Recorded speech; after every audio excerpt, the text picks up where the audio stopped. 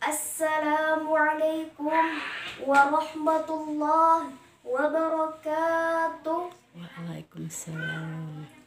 Alhamdulillahilladzi ja'alal insana al-khalifah. Assalatu wassalamu ala Rasulillah Muhammad ibn Abdillah wa man tabi'a risalatah, amma ba'd. Yang sama-sama kita hormati Dewan Juri Lomba Pidato Pentas PAI tingkat Provinsi Jawa Barat, yang mudah-mudahan Allah muliakan, amin. Hadirin rahimakumullah, Indonesia merupakan salah satu negara multikultural terbesar di dunia, memiliki segudang cerita, berdarah budaya, beragam bahasa, suku yang berbeda-beda, gaya hidup yang tak sama, ideologi yang tak serupa. Diapit benua Asia dan Australia, di antara Samudra Pasifik dan Hindia.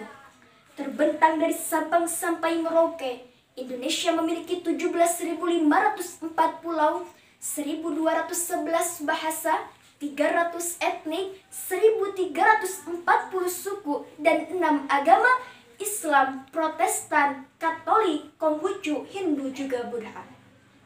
Hadirin, berdasarkan informasi Badan Geospasial, total luas wilayah Indonesia mencapai 7,81 juta kilometer persegi, 2,01 juta kilometer persegi daratan, 3,25 juta kilometer persegi wilayah lautan, dan 2,55 juta kilometer persegi zona ekonomi eksklusif. Dilihat dari letak geologis, Indonesia berada di 3 lempeng utama dunia: lempeng Australia, Eurasia, dan Pasifik, yang menjadikan tanah kita subur, sehingga tumbuhlah kurang lebih 6.000 jenis tumbuhan, mulai dari pepaya, semangka, nangka, blueberry, strawberry, cherry, jambu, mengkudu, manggu, jambu mede, petai, akene, pamelo, melinjo, sawo, sampai ceceret pun ada, betul? Lalu apa yang tidak ada di negeri kita? Apakah pejabat jujur, polisi yang adil, hakim yang bijaksana, orang miskin yang sabar, atau orang kaya yang gemar bersedekah? Semuanya ada di Indonesia. Cuma susah nyarinya, hadirin. Betul apa betul? Betul. Tetapi ingat, keberagaman, kekayaan alam, dan negeri multikultural ini bukanlah merupakan sebuah kebetulan hasil dari bin salah bin abakadabra, melainkan semua ini merupakan suratan takdir yang Allah gariskan untuk kita semua. Maka dari itu, tugas kita sebagai putra-putri Ibu Pertiwi ialah menjaga semuanya dengan menghidupkan toleransi demi keutuhan NKRI. Sebagaimana Allah memerintahkan dalam Al-Quran, surah Al-Hujurat ayat 13, A'udzu billahi minasyaitonir rajim. Bismillahirrahmanirrahim. Ya ayyuhan nasu inna khalaqnakum min dzakarin wa untha waj'alnakum syu'uban wa qabaila lita'arafu. Inna akramakum 'indallahi atqakum.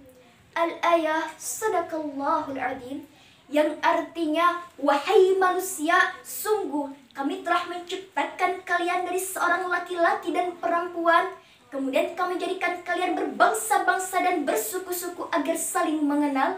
Sungguh yang paling mulia di antara kamu di sisi Allah ialah orang yang paling bertakwa. Hadirin, jika kita kaji ayat tersebut, dari segi ilmu balaghah merupakan kalam khobar yang mengandung isi informasi. Sedangkan Mulla Syekh Ali As-Sobani dalam kitabnya Safwatut Tafasir jilid 3 halaman 237 menjelaskan kalimat lita'arafu ay liyahsuna bainakumut ta'aruf wa ta'alluf, agar kamu saling mengenal, menjalin komunikasi dengan harmonis, menyebarkan cinta kasih yang tiada pilih kasih, serta serta menyamakan rasa sayang yang tiada pandang sayang. Dengan demikian hadirin, Allah tidak memandang ras atau suku, kaya atau miskin, pejabat atau rakyat, tetapi Allah memandang apa? Inna akramakum indallahi atqakum, yang paling bertakwa. Lalu, bagaimana cara mengaplikasikan takwa dalam kehidupan beragam ini? Di antaranya, kita harus membumikan toleransi untuk membangun keharmonisan dalam berbangsa dan bernegara.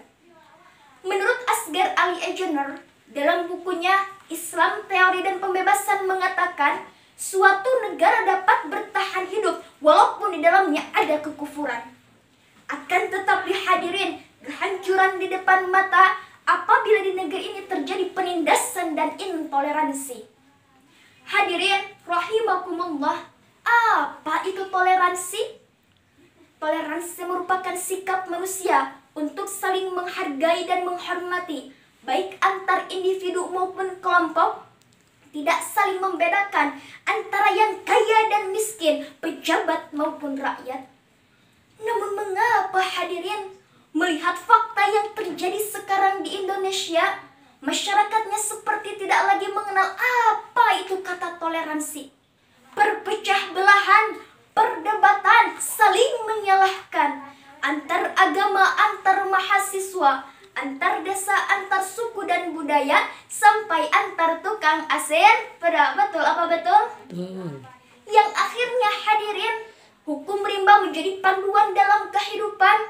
Hukum Indonesia yang terkesan tajam ke bawah, tumpul ke atas, dan kasus bullying semakin meningkat.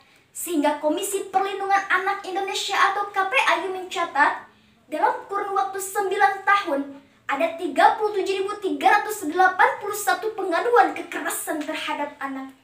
Mengapa semua ini terjadi hadirin? Semua ini terjadi karena minimnya toleransi di dalam jiwa masyarakat Indonesia. Lalu, apa artinya keberagaman? Apa artinya kekayaan alam dan negeri multikultural jika kondisi masyarakatnya seperti ini? Bukankah semua yang kita Bhinneka Tunggal Ika, berbeda-beda tetapi tetap satu tujuan? Namun mengapa kita masih tidak saling mengayomi, mengasihi, dan menghormati antara satu dengan yang lain?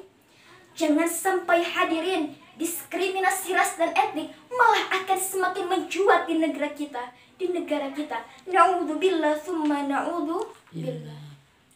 Sebagaimana Rasulullah SAW bersabda, qala Imamul Ahmad, hadatsana Waqi' an Abi Hilal an Abi Bakr an Abi Dzar anna an-nabiy sallallahu alaihi wasallam qala lahu unzur fa innaka lasta bi khairin min ahmar wala aswada illa an taghdhulahu.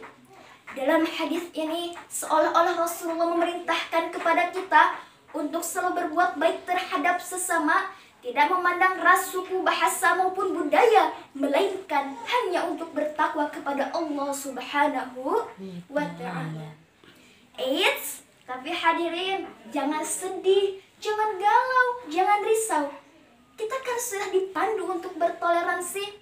Dalam berbangsa dan bernegara, kita dipandu oleh Al-Quran surah Al-Hujurat ayat 13. Dalam beragama, kita dipandu oleh Quran surah Al-Kafirun ayat 1-6. Dalam bertetangga dan bersosialisasi, kita dipandu oleh hadis Rasulullah yang diriwayatkan Imam Ahmad, serta penghapusan diskriminasi ras dan etnik, kita dipandu oleh pasal 16 Undang-Undang Nomor 40 Tahun 2008. Miskin dan kaya, beragam bahasa, suku, budaya, bukan sebuah penghalang bagi kita hidup dalam Bhinneka Tunggal Ika. Hei anak negeri, mari kita hidupkan toleransi, saling mengasihi, menghormati, kita jaga bersama NKRI. Jadi kesimpulannya hadirin, sebagai putra-putri Ibu Pertiwi, marilah bersama-sama kita hidupkan toleransi di negara. Gemah ripah repelah jinawi, dengan perbesar persamaan, perkecil perbedaan, perbaiki yang kurang, dan kurangi yang berlebihan. Sebagaimana dikatakan Nelson Mandela, seorang tokoh dari Afrika Selatan yang memperjuangkan diskriminasi ras dan etnik, I hate race discrimination most intensely, and it all is manifestation. I have fought it during my life, I fight it now, and will do until the famous day. Mungkin inilah yang dapat Della sampaikan. Mohon maaf apabila ada kekurangan dan kesalahan. Usikum binafsi bittaqwallah. See you later. Wassalamualaikum warahmatullahi wabarakatuh. Waalaikumsalam.